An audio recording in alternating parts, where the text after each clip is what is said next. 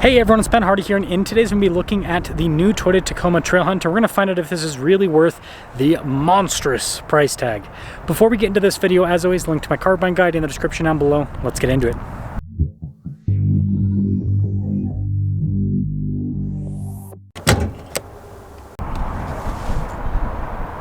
Under the hood, we have a turbocharged 2.4-liter four-cylinder that's paired to a hybrid and an 8-speed automatic transmission. Fuel economy with this, well, I've been averaging just over 17 miles per gallon. Power output's 326 horsepower and then 465 pound-feet of torque. Before we move forward with this review, I do want to mention if you want to see more videos just like this, then I recommend you subscribe because I post content every single day. So starting with the front, I really like this color. I think this is one of the coolest colors Toyota's ever done. It's got tons of metallic flake and it's just a very dynamic color. Turn signal indicators also look pretty cool as well. You got the bronze Toyota logo, light bar below that, rigid fog lights below that, and then we do have a bunch of skid plate protection with the Trailhunter. Again, this is like the overlanding package. But yeah, the front end looks good.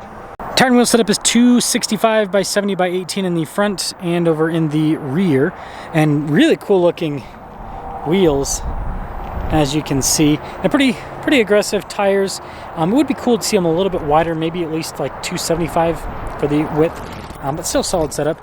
Big chunky fender flares. You can see the iForce Max badge, the raised air intake that makes tons of turbo noise, which is really fun.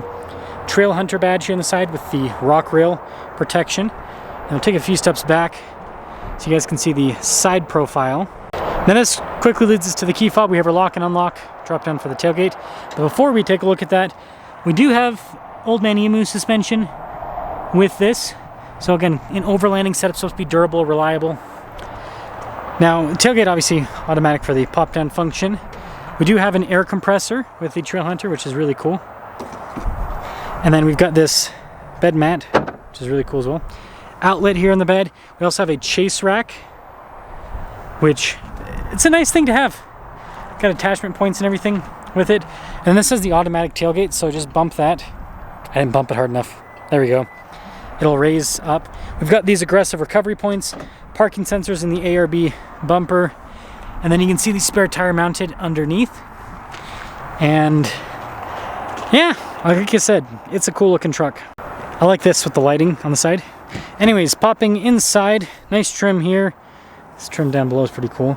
Here are these seats, perforated all down the center. Now it is still tighter with the space here, but unlike the TRD Pro, you can actually fit back here. Like the TRD Pro, you can't because of the shocks in the seat. And then you can see with the cup holders, and then you got some little charging ports and everything down below. But yeah, just a nice place, just a tighter place, which again, typical for a mid-sized pickup truck. See ya. This leads us up front, where again, see the soft touch trim, Trailhunter down below. All the window controls here, mirror adjustments, blind spot ring with the mirrors. 6,000 pounds towing, 1215 for the payload. And here's the front seat, perforated all down the center. Pretty cool trim. All of our adjustments on the side. And then you guys can see here for the gas cap release, we've got for the auxiliary items, your light bar, fog lights as well.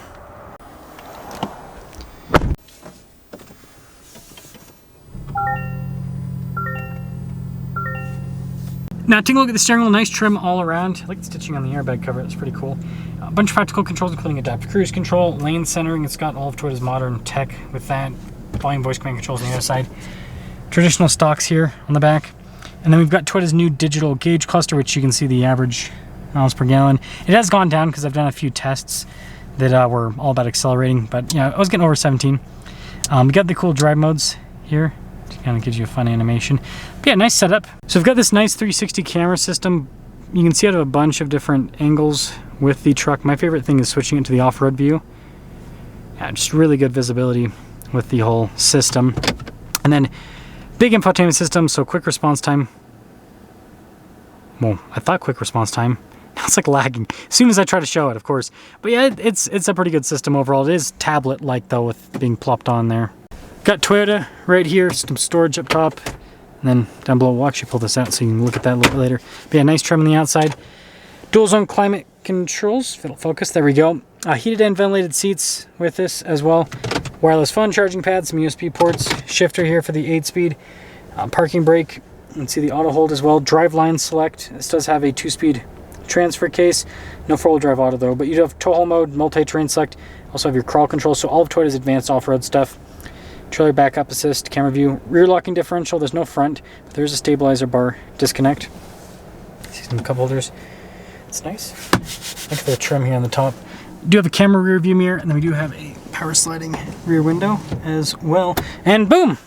Take a look at the window sticker here. So pretty much everything's standard equipment. We do have a few options. So, yeah, bed mat, $200. Anyways, $64,944, so basically $65K. Let's see how it performs. So visibility, pretty good. Out the back's not the greatest, but you do have the camera rear view mirror, which fixes that.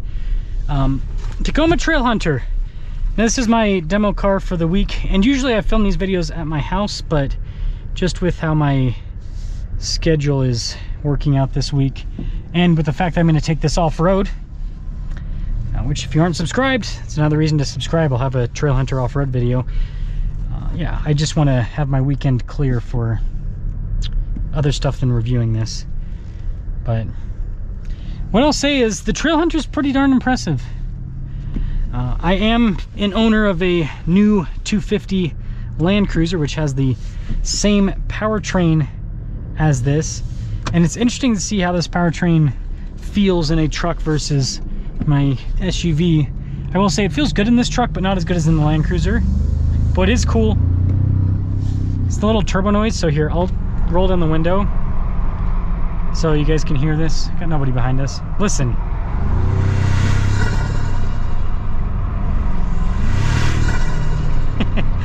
It's fun. It makes that fun whooshing sound, which I think as a car person, right? It's satisfying. It's very satisfying. That's the cool thing about raised air intakes. That's one of the cool things about raised air intakes. So suspension is pretty darn comfortable.